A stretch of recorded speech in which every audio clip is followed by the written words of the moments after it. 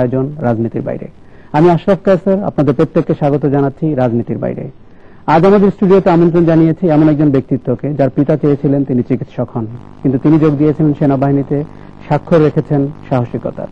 তিনি বিকল্পধারা বাংলাদেশের মহাসচিব মেজর অবসরপ্রাপ্ত আব্দুল মান্নান।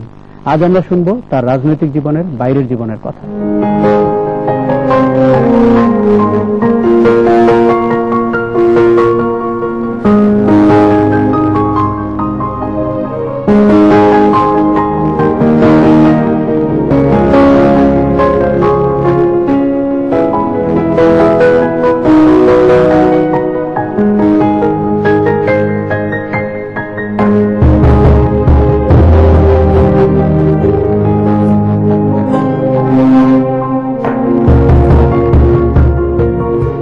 জনাব আব্দুল মান্নান, আজ আমরা আপনার জীবন নিয়ে কথা বলবো। আপনার বেড়ে ওঠা, ছেলেবেলা, তারপরে কেমন করে চিন্তা করেন, কিভাবে আছেন। আমরা আজকে একটু অরাজনৈতিক বিষয় আপনার দিকে কথা বলবো। আমরা ছেলেবেলা দিয়ে শুরু করি। আপনি ছেলেবেলায় বেশ দুরন্ত ছিলেন বলে আমরা শুনেছি। কি ধরনের দুরন্তপনা করতেন? ছেলেবেলাতে তো ধরেন আমি তো গ্রামে বড় হয়েছি। গ্রামও না শুধু, রামগতি তখন একটা দ্বীপ ছিল। আচ্ছা, একটা দ্বীপে, সেখানে রাস্তাঘাট ছিল না, গাড়ি ঘোড়া ছিল না। সেই রামগতি দ্বীপ থেকে যে নোয়াখালী, যে এখন যেটা মেইনল্যান্ড আমরা বলি, আজকে তো এই দ্বীপ নাই, একত্রে মেইনল্যান্ড হয়ে গেছে মেঘনা ভরে। তখন সেখানে আসতে নৌকা দিয়ে আসতে হতো। আচ্ছা, সুতরাং গাড়ি, তারপরে যে অন্যান্য যানবাহন আমাদের কাছে পরিচিত ছিল না। সুতরাং সেটাই ছিল রামগতি, তখনকার একটা দ্বীপের মানুষের যে জীবন, সেখানে আমার জন্ম এবং সেখানে আমি আমার শৈশবটা কিন্তু সেখানে আমি কাটিয়েছি। কোন বয়স পর্যন্ত আপনি ওই দ্বীপে ছিলেন? 12 বছর পর্যন্ত। 12 বছর পর্যন্ত। 12 বছরের বয়সেই আমাদের সেই ওই দ্বীপটা, আমাদের ওই গ্রামটাই ভেঙে যায়। আচ্ছা, একদম নদী গর্ভে চলে গেলে আমাদের পুরো গ্রামের আমরা সবাই কিন্তু এই নোয়াখালী, যেটা আমাদের পূর্বপুরুষের এই এলাকা ছিল, সেখানে স্থানান্তরিত হলেন। আমরা স্থানান্তরিত চলে আসছি। না, আমরা যেটা ছোটবেলা সম্পর্কে শুনেছি যে আপনি ক্রিকেট খেলা এবং তাস খেলার সাথে ছিলেন, কিন্তু ফুটবল খেলতে আপনাকে অ্যালাউ করা হতো না। না, ফুটবলটা অ্যাকচুয়ালি আমার বাবার, সেটা আমার বাবার ব্যক্তিগত ছিল। আমরা 4 ভাইয়ের মধ্যে 3 ভাই আমরা কাছাকাছি বয়সে ছিলাম, 5-7 বছর আগে পিছে। আমাদের বাবা কিন্তু বলতো যে সব খেলায় মানে কোনো অসুবিধা নাই, কিন্তু ফুটবল খেলার উনি বৈরী ছিলেন। কারণ বলছেন যে ব্যথা পাবো, পা ভেঙে যেতে পারে, পা ভেঙে যাবে, এটাই মনে হয় যে ওনার মাথায় ছিল। উনি এই ফুটবল খেলতে গেলে বলছে যে না, অন্য খেলা ঠিক আছে, ফুটবল খেললে ব্যথা পাবো, এটাই হয়তো ওনার। কিন্তু তারপর আমরা খেলতাম। তারপরে যে আমরা আমাদের বাড়িতে, আমরা আমাদের অনেক পরিবার অনেক বড় ছিল। আমার বাবারা 5 ভাই, তো চাচাতো ভাই, জ্যাঠাতো ভাই মিলে আমরা অনেক ছিলাম, অনেক পরিবারের সদস্য। একটা ফুটবল টিম, 2টা টিমই আমাদের বাড়িতে হয়ে যেত। সেক্ষেত্রে খেলায় আমরা খেলতেন। আপনি বাবার বকুনি খেয়েছেন তো? আর অনেক বকুনি তো অনেক খেয়েছি, শুধু মারও খেয়েছি। বাবার মার কেনা খায়, তো খেতে হয়। আশ্রয় দিতেন কে? আশ্রয় দিতেন মা। আচ্ছা, মা বা আমাদের তো ওই নানি, যদি দাদিকে আমরা দেখি নাই, নানি আমাদের সাথে থাকতেন, মা নানি। আশ্রয় ঠিক, বাবার মায়ের খেলে তার আশ্রয় তো প্রয়োজন সহজ না, তো মেয়েদের আশ্রয় প্রয়োজন ছিল, আমাদের খুব একটা আশ্রয়ের। বাবা মার তো চলে যেতাম, কিন্তু মারটাকে মারি যা নিতাম না। মনে করতাম যে বাবার দায়িত্ব মারা, আর আমার মানে বাবার কথা শোনা। বাবার কথা না শুনলেই মাঝে মাঝে মারটা তো খেতাম। এমনিতে একটা একান্নবর্তী পরিবারে বড় হওয়া, অনেক ভাই বোনের সাথে বড় হওয়া, কি মূল্যবোধ পরিবার থেকে? এটাই হলো যে আমি মনে করি যে এখন যখন আমি ওই পিছনের দিকে তাকাই, যে আমরা ধরেন 5 ভাই, আমার বাবারা তারা সবই একত্রিত ছিল, বড় একটা বাড়ি ছিল আমাদের বাড়ি। অনেক, যেহেতু 5 ভাই, অনেক মানে এটা বাজারের মতো। চাচাতো ভাই যেটা তো মিলে যে আমরা মানে আমাদের বয়সী সব মিলে আমরা 20-22 জন ছিলাম।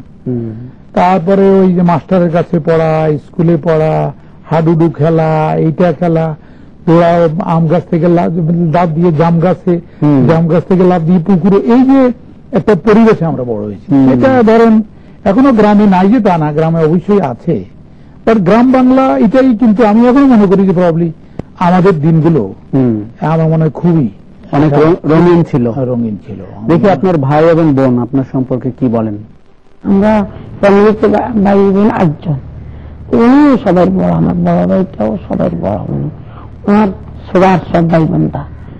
এখন উনি আমার যখন আব্বা আম্মা মারা গেছে তখন থেকে আমার এই ভাই আমার ভাই বোন 8 জনকে সবাই বাবা মায়ের অভাব করছে, সবাই এক চোখে দেখছে, সবাই আদর করছে, এখনো করে, এখন সে কারণে দূরচারা করে না। ছোটবেলায় আমরা সবাই ছোট ছোট ছিলাম, তো ভাই গাছে উড়িয়ে আমাদের বাড়িতে জাম ছিল ভর্তি, জাম গাছ, জাম ফাটতো, তো ভাই দিলে আমরা সবাই মিলে টোকায় টাকায় নিয়ে সব দিপালি ভালো লাগে, সবাই মিলে করে মাঠে খেতে মজা করি, খুব মজা করতাম। আর ঈদেও আমার ভাই সবসময় যাইতো, এই যে জামা কাপড় নিতে আব্বা আমার জন্য এই বাইরে চলে যাইতে, আমাদের জন্য জামা কাপড় নিত, সেমাই চিনি সব খুব হইয়াল্লা করি ঈদ আনন্দ কাটাইতাম। আমার ভাই খুব ভালো মানুষ। বাবা মারা যাওয়ার পরে যে আমি ওনার সাথে আছি, এখনো আছি, ছোটবেলা থেকে আছি। উনি আমাকে কলেজে করে মানুষ করছেন এবং আমাকে আদর স্নেহ করতেন, এখনো করেন। আমি একবার চট্টগ্রামে আসতেছি ওনার সাথে, আসার পথে ফেনীতে ফেরিওয়ালার হাতে ডাব দেখে আমার ডাব খাওয়ার ইচ্ছে হলো। আমি বললাম যে ভাই আমি একটা ডাব খাবো, বলে খাওয়ার পরে আমরা যখন চট্টগ্রামে পৌঁছি তখন বাস থেকে নামার পরে উনি চল আমরা একটু হাঁটি যেতে হবে, কারণ টাকা যেটা ছিল, যে পয়সাটা ছিল বাসের রিক্সা বানার পয়সা, সেটা দিয়ে পুরো ডাব খাওয়াইলাম, ডাব খেতে যাইছিনি। আমাকে এত ভালোবাসেন উনি।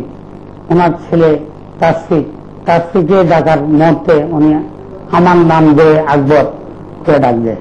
ভাই প্রচুর পরিশ্রম করেন, 18-20 ঘন্টা উনি পরিশ্রম করেন। তো এই বয়সে ওনাকে বলবো যে একটু পরিশ্রম কমানোর জন্য। আমরা শুনেছি যে আপনি ক্লাস 6-7 পড়ার সময় আপনার সপ্তাহের খরচ হিসাবে 1 টাকা দেওয়া হতো। হ্যাঁ, আগে তো মনে হয় আরো কম দেওয়া হতো, আমার মনে নাই, কিন্তু ওই ক্লাস 6-এর সময়, হ্যাঁ ক্লাস 6-এর সময় সপ্তাহে 1 টাকা আমার বাবা। এটা কি যথেষ্ট ছিল ওই সময়? হ্যাঁ, প্রচুর ছিল, কারণ 6 দিন তো স্কুলে আসতাম, একদিন তো হাফ ছিল বৃহস্পতিবার, যাই হোক 6 দিনের জন্য 1 টাকা। তখন তো 2 আনা করে আমরা ওই দুপুরে টিফিন করতাম, ভালোই ছিল, ভালোই আমার তো মনে হয় পর্যাপ্ত ছিল। এবং আমরা শুনেছি যে একবার মাইজদি যাওয়ার সময় আপনাকে 1 টাকা দেওয়া হয়েছিল, আপনি পুরোটা খরচ না করে ফেরত নিয়ে এসেছিলেন, যতটুকু আমি খরচ করা আমার মনেই ছিল না। আচ্ছা, আমাকে 1 টাকা দিয়েছিল যে মাইজদি যেতে হবে, আমাদের ওখান থেকে মাইজদি আসতে 3-4 মাইল, তখন তো রিক্সা খুব একটা ছিল না। তো আমি ওই কোনাকুনি, এই বৈশাখ মাস ছিল, তো আসলাম, মাইজদি আসলাম, ঘুরলাম করলাম, কিন্তু আমাকে কিছু কিনতে হবে ওটা আমার মনে হচ্ছিল না।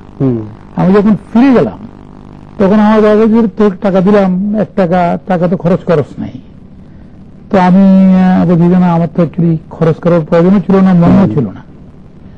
তখন আমার বাবা চিন্তিত হয়ে বললেন যে এই ছেলে এই বয়সে 1 টাকা দিলাম, সে খরচ করলো না, তো হয়তো সে খুব উদাসীন। কিছুটা উদাসীন তো অবশ্যই ছিলাম। তা আমার মাকে বললো আর কি যে তোমার ছেলে এই তো সাংঘাতিক ছেলে, 1 টাকা দিলাম, এই বয়সে টাকা খরচ করলো না। তো এটা আমার মনে পড়ে আর কি। কিন্তু এই যে উদাসীন শৈশবে যাকে মনে হতে পারে, সে যে ভবিষ্যতে এত ব্যবসা সফল হবে, সেটি নিশ্চয়ই বাবা ভাবতে পারেন। অবশ্যই আমার বাবা জানতেন না, কল্পনা, কারণ আমরা তো গ্রামের মানুষ এবং জমি জামা নিয়ে গ্রামে, আর বিশেষ করে ইভেন রামগতিহাটি আপনি জানেন যে ওখানে অনেক বড় এলাকা এবং অনেক জমি জামা মানুষের থাকে। আমাদের একইভাবে অনেক জমি জামা ছিল, কিন্তু ব্যবসা আমাদের পরিবারে কিন্তু ছিল না খুব একটা। আমি বড় হয়ে ব্যবসায়ী হব এটা আমি কখনো চিন্তা করি। আপনিও তো ফার্স্ট জেনারেশন ব্যবসায়ী, আপনার আগে নিশ্চয়ই কেউ ছিল না। First generation. সেই প্রসঙ্গে আমরা ফিরব। প্রিয় দর্শক, আমরা কথা বলছি বিকল্পধারা মহাসচিব জনাব আব্দুল মান্নানের সঙ্গে। ফিরে আসবো তার আরো গল্প শোনার জন্য।